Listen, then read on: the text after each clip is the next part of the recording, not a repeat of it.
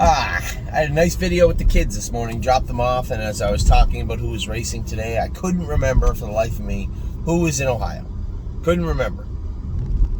I knew Purple was in, I shouldn't say that, but I couldn't remember who the other two were. Obviously, I remember now. It is a beautiful day again today. You know, I think back to all those days. It was just raining non-stop, it seemed like, for months on end. Or snow. Or rain and snow.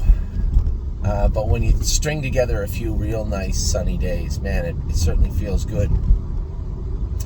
Even when they're not perfect days, you know, we're training all the babies down and tightening them up right now, and you're starting to see little issues. Leggy, we did find a line in one spot yesterday with her. Woodmere Betcha had a little black spot on an ultrasound. Not a big deal. Both of them are very fixable. But they're injuries. They're training injuries, and you know, if we didn't find them now, they could have been very serious racing injuries. So a great job by our staff to find those, and a great job and communication by our veterinarians to, one, find them and diagnose them, give us what they would consider their prognosis, which was excellent on both, and then formulate a plan. Be able to talk to them about what we're looking at under X-ray, under ultrasound, what that looks like for the horse, and how that should play moving forward. Now, it is going to cost Leggy the bulk of her 2-year-old season, and as I say that, it very likely could be her 2-year-old season. But she's a nice filly, and she'll bounce back. And what we have found is that there is good money to race for throughout the winter into the spring. And although historically speaking, it hasn't been a plan that I know of most trainers, certainly not ours, to have the horses ready for December, January, February, and then try and rest them and keep them fresh in the 3-year-old season, if that's what we're looking for. But that's exactly what you're seeing play out with Time Is On My Side, and this may be an effective tool for us if, in fact, we can keep him fresh for the whole season into the fall. That remains to be seen. Now, the issue with Woodmere Betcha is likely not going to cost her 2-year-old season. It's only going to cost her a little bit of time, which is great. Again, a great job by our staff to catch that. That could have been very bad, very bad. So, you know, you have a horse with a tiny little issue in their leg, and then you go out and train them. Regardless of the speed, any sort of torque can really can turn something small into just big enough or more than big enough to end their 2-year-old season. So a great job by everybody in that regard. We see our horses starting to come back. Resolve Indeed trained twice since we gave her that, as I like to say it before, that modified training schedule we had her on. Danny said she's been awesome. We're going to take her to Mohawk with us on Saturday just to go a mile and 20 or 25. I just thought if we can get her down there and get her the experience as we're getting her ready now, also bring her down with the other horses and let her see Mohawk, let her see the other horses, the other, you know, the things that are going on, the flagpoles, the shadows, things of that nature. So that's that will be a feather in our cap for this Saturday also. I had a great chat with Danny this morning at 7 o'clock in the morning. Obviously, he wanted to talk about Betcha, and I said, Danny, you guys did a great job. Everything will be fine. It's not the end of the world. What we will do is send that filly down to Jamie Smith, and he can finish her off in PEI. There's no need for us to keep her here now. She can get finished off down in PEI. And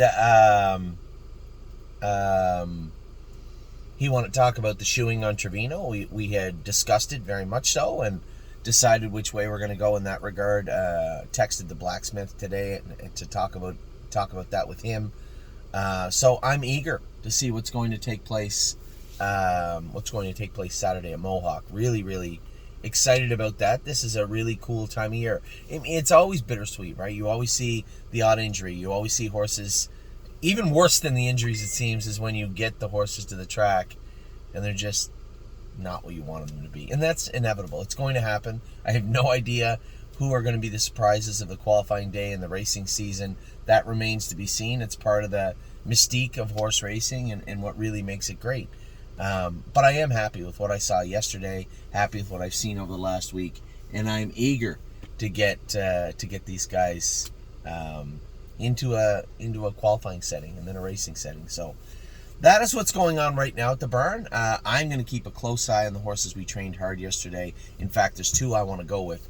Now, Rosemont Alexander did not train hard yesterday, but I do want to see her. I'm going to jog her. I'm going to jog Oh He'll Know also. I said in that video yesterday, little Peggy starting out in the training mile. I just want to see if that translates to today. How does she look today? Trained great yesterday. How'd she eat? She ate great. Okay. How did she train today? Or how did she jog today? That is what I'm looking for. Now, I guess I'll go back and then go forward. Yesterday was a decent day. Obviously, super disappointing. I'm on the phone with Jim, one of our partners, a buddy of mine, a partner of ours with Greatest Ending, and I'm trying to be conservative, right? I like the Colt. I like his chances last night. This is an hour before the race. I had to take horses over to Pennsylvania and come right back. By the time I got back to the track, it was minutes to race 1, and I was in race 2 with Jason's horse. Had to warm up Greatest Ending after the first. Now, the initial plan was to jog him a couple laps out in the back track just to see how he's feeling, keep him quiet, because he had tied up last week. But we didn't have time to do that. And it wasn't for any sort of lameness reason, but it would have helped last night. We could have scratched him quietly and just said, the horse is sick or something's bothering him. Meanwhile, knowing that he has something going on with his feet. Instead, we take him out onto the front track, and I'm shocked. I can't believe the horse is lame. Like lame. Jog him around a lap, and then he starts to sound up. And as I look down, there's blood on my suit. And what had happened was he'd blown a foot abscess out of his foot. Now this horse, this is one of many, many, many times he's done this in his life. And it's just something that, it happened with Ian Moore, it happened with Brett Pelling. All the trainers that have had him for Ian along the way have told me the same thing. I've heard the stories. This guy just every so often has some real foot troubles. Now with the shoes we had on him, seemed to really, thumbs up. No, man, that money was good. The shoes we have on him seem to really help. We haven't seen any true foot issues like last night for months and months and months. But what had happened was he was just in the middle of being shod this week.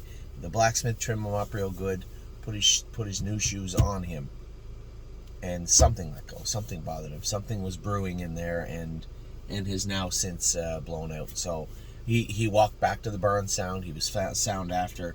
But when you're trying to mount a defense to the veterinarian about how he's not lame, and you have blood on your suit, and he has a foot separation there, it's a difficult challenge. So, I was angry. I was upset about it. Not at the vet. She's just doing her job. Just out of the whole situation. We buy Greatest Ending to be this great horse. He underachieved. He tied up. He had a number of issues that we were dealing with. But he made money when he was down in Plainridge. We bring him back here. He shows a couple of big training miles. One good race at the Meadows, but for the most part has been lackluster. Different variations of lackluster since, whether it was the GGT in his liver, or whether it was his AST, or whether it was his feet. It just seems like we just can't get him right all the time.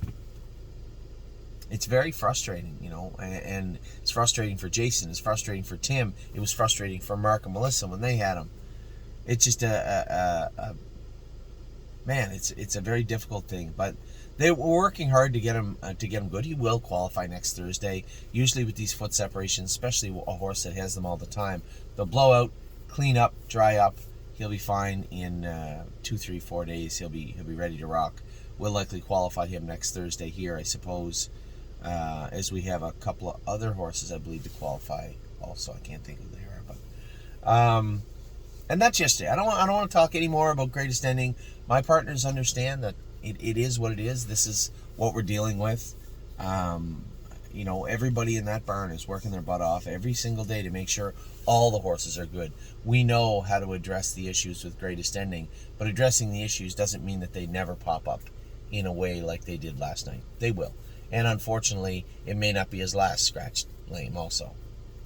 Hopefully we can I'd love to tell you that he never will again, but I think we all know there's a chance it may. So that is Greatest Ending. He's sound this morning. He's walking good. He's probably 90-95%. He will likely qualify next Thursday. Now, other than that, pretty good day. Now, No Free Lunch was great. That was shades of the old No Free Lunch. Will we be able to keep him that good? I don't know. But the more often he races like that, the better those legs will set up and the less likely we are for any sort of re-injury. But he will race in the bottom classes, and then as he starts to ascend those classes, he'll probably find a claimer at some point, for obvious reasons. We're well beyond the point of not wanting to race him over his head. It's just not going to happen.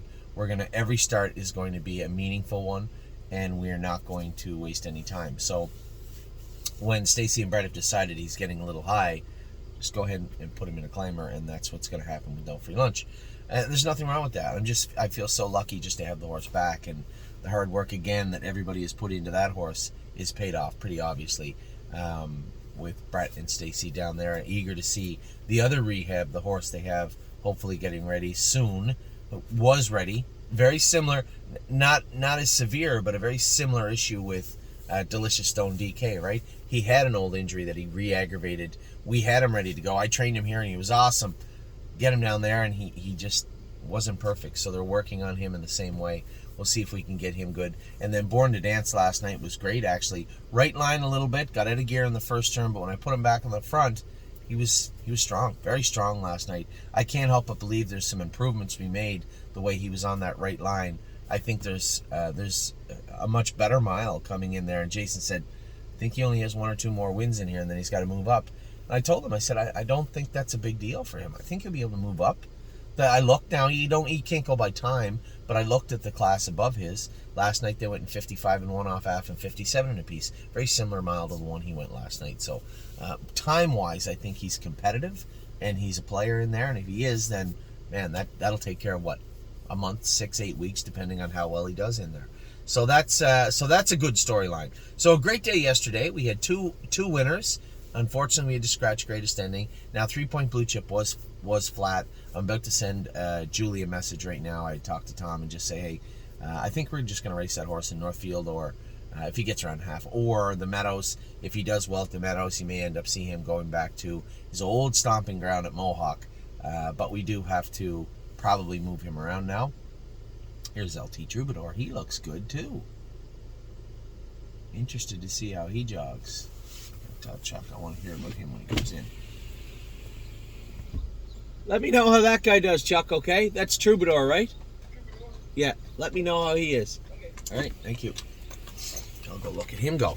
Now, today, I do know all the horses racing today now. Lover's Play is already an early scratch. We have a 6-horse field. She's picked to win. Coming off the virus, I'm sure she'll be fine. I'm eager to race her. I'm always eager to race her. I love racing her. Actually, Ready for Landing is a difficult horse to race, but I do like racing him. So every horse we're racing at the Meadows today, I enjoy driving. It'll be fun to drive Lover's Play. She's picked to win. Mel Gibswan from the outside is like 8-5 or 9-5, which is shocking. I didn't look at the class, but a little surprised. And then obviously we have our boy Ready for Landing. Now we have Mel Gibswan picked to win into the 8-hole. We have Lover's Play picked to win, and then they throw a 10-1 at Ready for Landing. If Ready for Landing's on his game, I think he'll probably eviscerate them. You know, we're talking about the horse they have 8-5 get up to beat Lover's Play 2 starts ago, or his last start. And you know, I'm not one to say, oh, this horse will win or that horse will win. When I know some of the horses, I'm looking at their lines, their money made, their marks this year. If this horse functions, I just don't understand how you would possibly put this horse at 10-1. But maybe I'm just being biased. I don't know. I can tell you what, he trained great here the other day. I think the horse is coming in on a good foot. Now the only unknown is, how's he going to be on a new track? Is he going to behave himself? First off, he's never raced on a 5/8 in his life. He's only ever raced on a 7/8. He trained down. Now, I did train him at Stutzman's in 2-2, which is a hell of a mile, or 2-3, 5-6 weeks ago. So he can get around a 5/8. But is he going to get around 5/8 in 56? I want to believe so, yes. There's our girl I'm fancy like. Off a big win. So I'm optimistic about the Meadows. And then to come back here, we have Prince Charmer, who I think will be good tonight. Really happy to race him. Another nice horse to race. Purple People Eater. Again, she's in a spot where she's like even money morning line. Somebody had sent me a message, said, "You worried about her being claimed?" I said, "No, why would I be worried about her being claimed?" She's a fringe player in the Buckeye. She's not a bad filly, but a fringe player in the Buckeye. And her tag is like 38,000. I don't foresee any issues, to be honest. And anyway, I kind of caught me off guard, but I guess not really. I think we'll have fun with her this summer. She's a decent sort.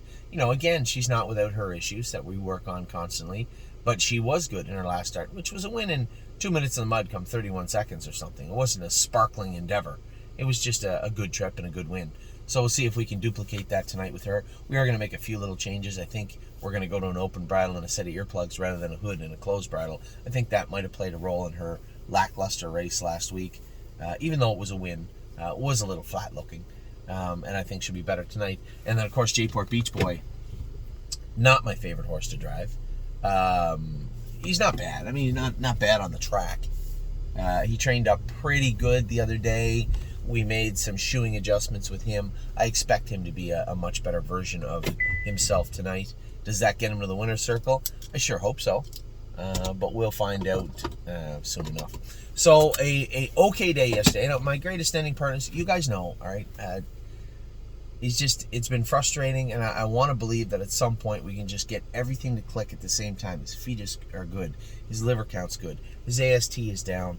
And away we go. I mean, in reality, I'd love to see a horse like him at Mohawk or the Meadowlands. Doesn't ship the greatest, right? He's a decent shipper, but he frets and he ties up very easily. So I would like to get him on a roll, whether it be here or the Meadows, and then say, okay, which direction are we heading? Are we going to the Meadowlands, or are we going to Mohawk? One of those will happen. I mean, I guess the good news is he's still a relatively young horse. He's not going anywhere. He's obviously. His overall value currently is quite diminished from what we paid for him. That's obvious. But at the same token, there is a good horse in there. It wasn't that long ago he did come out from 54, 55, paced that mile in 53. I know he can, I know he's a fast horse. I was surprised the other day he paced 55, then you pull his blood and his AST is 12,000. There's a good horse in there. Just, it's frustrating. I feel your frustration. As one of your partners, I certainly do. So that is what's going on right now. Right now, though, I'm going with Oh He'll Know. I'm going with Rose Run Alexander. I just want to see how they are. And then I am going to address a few little things. We got to work on a few little issues with some horses. And then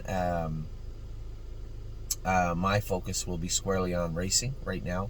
And then Friday's training trips. Coming back Tuesday, getting all the open house stuff put together for you guys. That should be so much fun. I cannot wait for June the 2nd.